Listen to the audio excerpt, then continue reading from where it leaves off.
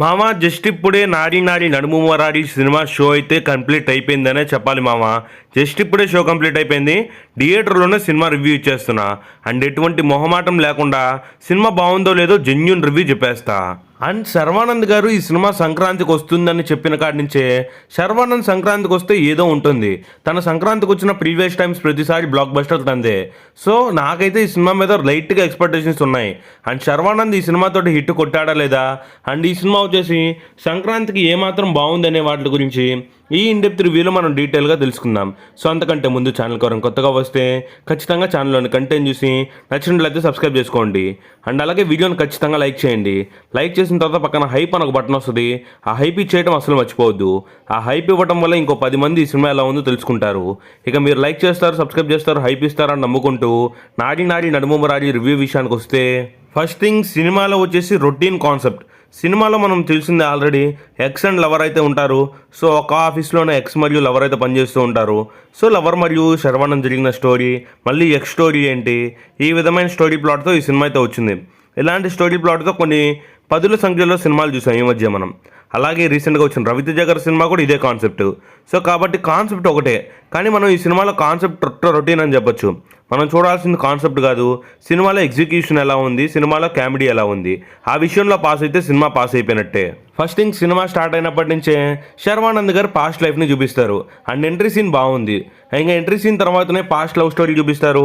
ఆ love story తర్వాత ప్రజెంట్లోకి తీసుకొస్తారు.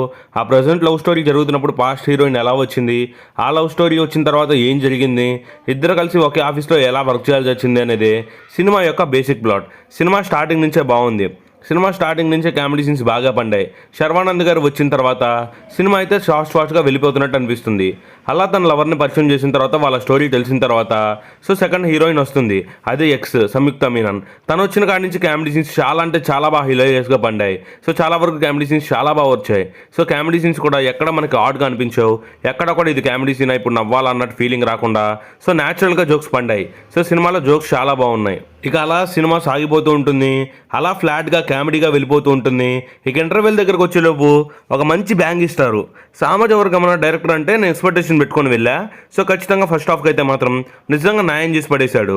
ఫస్ట్ హాఫ్లో వచ్చేసి ఒక చిన్న బ్యాంగ్ ఇస్తాడు. అక్కడ ఇంటర్వెల్ ఎండ్ అవుతుంది. అక్కడ వరకు సినిమా అయితే చాలా బాగా నచ్చేసింది మూవీ. ఓవరాల్గా సినిమా ఫస్ట్ హాఫ్ అయితే టూ గుడ్. సినిమా అయితే బాగా నచ్చింది. ఇక నెక్స్ట్ సెకండ్ హాఫ్ విషయానికి వస్తే సెకండ్ హాఫ్ స్టార్టింగ్ నుంచి ఇంట్రెస్టింగ్గా స్టార్ట్ అయింది. అండ్ ఫస్ట్ 15 మినిట్స్ అంతా కూడా పెద్దగా కామెడీ సీన్స్ లేవు. Second half first 15 minutes. So తర్వాత నుంచి మళ్ళీ కామెడీ సీన్స్ బాగున్నాయి. సో తర్వాత వన్ లైనర్స్ పండాయి. సో కొన్ని కామెడీ సీన్స్ అయితే పెద్దగా వర్కౌట్ అవ్వలేదు సెకండ్ హాఫ్లో. ఇక నెక్స్ట్ ప్రీ క్లైమాక్స్కి వచ్చేలోపు బాగుంది సినిమా. అండ్ అలాగే క్లైమాక్స్కి వచ్చేలోపు ఒక చిన్న మంచి మెసేజ్ కూడా ఇచ్చారు. ఆ మెసేజ్ కూడా బాగా వర్కౌట్ అయింది. కొన్ని చోట్ల ఎమోషనల్ టర్న్ తీసుకోకుండా, ఎక్కడ ఎమోషన్ వైపు వెళ్లకుండా సినిమా అయితే బాగా వెళ్ళింది. క్లైమాక్స్లో ఒక మెసేజ్ ఇచ్చేటటువంటి ప్రయత్నం చేశారు. ఆ మెసేజ్ ఇచ్చే ప్రయత్నం కూడా చాలా బాగా చేశారు. సో ఓవరాల్గా సినిమా సెకండ్ హాఫ్ వచ్చేసి ఓకే డీసెంట్గానే ఉంది అనిపించింది. ఫస్ట్ హాఫ్ అయితే టూ గుడ్ ఉంది.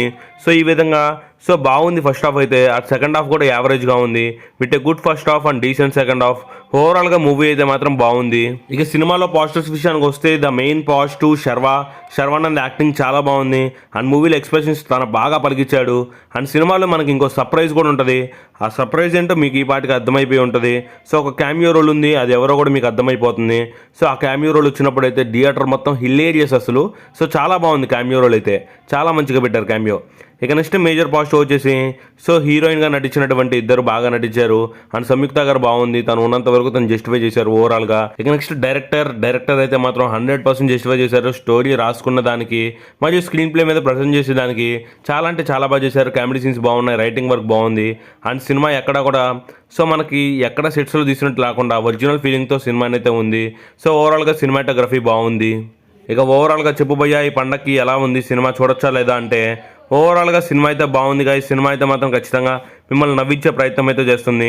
అండ్ అన్ని సినిమాలు సంక్రాంతికి వచ్చిన అన్ని సినిమాలు కంపేర్ చేస్తూ మన ఛానల్లో ఒక వీడియో వస్తుంది. సో వెయిట్ చేయండి.